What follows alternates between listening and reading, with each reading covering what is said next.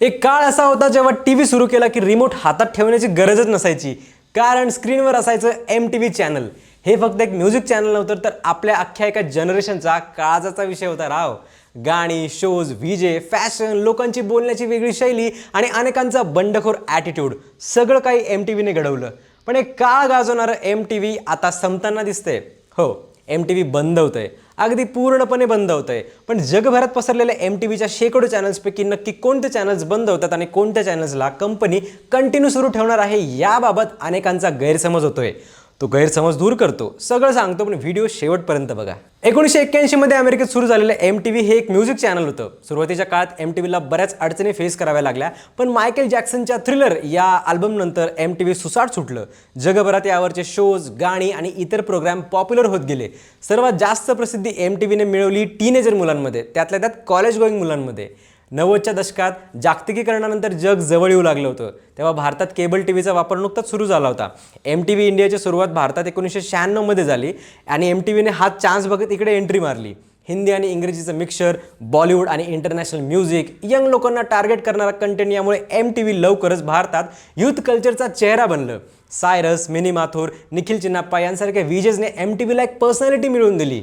Roadies, Splitsvilla, बकरा, love line, MTV unplugged अशा शोजमुळे MTV फक्त म्युझिक पुरतं मर्यादित राहिलं नाही, तर ट्रेंड सेट करणारा एक ब्रँड बनलं। MTVचा खरा प्रसिद्धी स्फोट तेव्हा झाला जेव्हा चॅनलने म्युझिक सोबत रियालिटी शोज भारतात लोकप्रिय केले।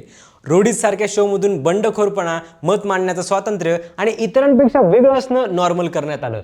MTV म्हणजे फक्त एक पाहायचं चॅनल नव्हतं, तर फॉलो केली जाणारी एक लाईफस्टाईल होती। या काळात MTVवर येणं म्हणजे प्रसिद्धीचा शॉर्टकट मानलं जायचं। पण मग MTV जर जगभरात एवढं प्रसिद्ध होतं, तर मग आज याचे अनेक चॅनल्स कंपनीला बंद का करावे लागतायत? या प्रश्नाचं उत्तर म्हणजे इंटरनेटचा उदय।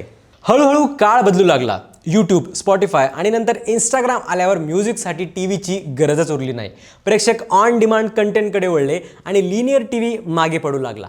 MTVची रियालिटी शोज सुद्धा कालांतराने रिपिटेटिव्ह वाटू लागले। नवीन पिढीचा अटेन्शन स्पॅन कमी झाला आणि MTVचा कोर ऑडियन्स तुटत गेला। MTVने स्वतःला बदलण्याचा प्रयत्न केला, पण ते पुरेसं ठरलं नाही। याच कारणांमुळे आज अशी वेळ आली आहे। MTV नेटवर्कने एक मोठा निर्णय घेतलाय। कंपनीकडून कमी रेव्हेन्यू देणारे MTVचे 8 निश चॅनल्स पूर्णपणे बंद केले जात आहेत, ज्यात MTV base, MTV Roxx, MTV music, MTV live, MTV dance, MTV hits, MTV shows आणि MTV क्लासिक या चॅनल्सचा समावेश आहे। कमी प्रेक्षक, वाढता खर्च आणि कमी होत जाणारा ॲडव्हर्टायझिंग रेव्हेन्यू, यामुळे हा मोठा निर्णय घेण्यात आलाय। सध्याच्या माहितीनुसार फक्त MTV HD आणि MTV इंडिया हे चॅनल सुरू राहणार आहेत आणि हे 8 MTV चॅनल्स आता इतिहास जमा होणार आहेत। कंपनीचा हा निर्णय भावनेपेक्षा पूर्णपणे बिझनेसवर आधारित आहे। आज मीडिया इंडस्ट्रीमध्ये नॉस्टॅल्जियापेक्षा प्रॉफिटेबिलिटी महत्त्वाची झाली आहे। ज्या चॅनल्समधून अपेक्षित उत्पन्न मिळत नाही ते चालू ठेवणं कंपन्यांना शक्य राहिलेलं नाही, त्यामुळे MTVचं नाव जरी टिकणार असलं तरी त्याचं जुनं स्वरूप मात्र कायमचं बदलणार आहे।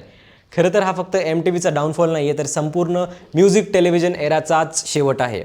जसं कॅसेट, CD आणि VCR काळाच्या ओघात गायब झाले, तसंच आता म्युझिक टीव्ही सुद्धा मागे पडत चाललंय। कारण फक्त MTVच नाही, तर अलीकडच्या काळात अनेक म्युझिक चॅनल्स बंद झालेत। MTV Indies, 9XO, channel V India, Sony mix, iTunes HD, Bindass play, ZETC Bollywood, Sony Rox HD, UTV stars, B4U music हे सगळे चॅनल्स मागच्या काही वर्षात बंद झालेत। एकेकाळी हे सगळे चॅनल्स म्युझिकसाठी खूप महत्त्वाचे होते, मात्र आज त्यांचं अस्तित्व संपलंय। गाणी आजही ऐकली जात आहेत, पण प्लॅटफॉर्म्स बदललेत। येत्या काळात अजून नामी म्युझिक चॅनल्स बंद झाल्याच्या बातम्या कानावर आल्या तर आश्चर्य वाटायला नको। MTV अगदी पूर्णपणे बंद होत नाहीये, पण अनेकांच्या आठवणीत असलेले MTV नक्कीच संपतंय। एका संपूर्ण पिढीसाठी हा फक्त एक चॅनल बंद होणं नाहीये, तर एका काळाचा शेवट आहे असं म्हणता येईल। कारण MTVने फक्त गाणी दिली नाहीत, तर अनेकांना आयुष्यभरासाठीच्या आठवणी दिल्या। म्युझिक चॅनल्सच्या या परिस्थितीवर तुमची प्रतिक्रिया कमेंट्समध्ये सांगायला विसरू नका आणि अशाच माहितीपूर्ण कंटेंटसाठी लगावतीला सबस्क्राईब करायला विसरू नका।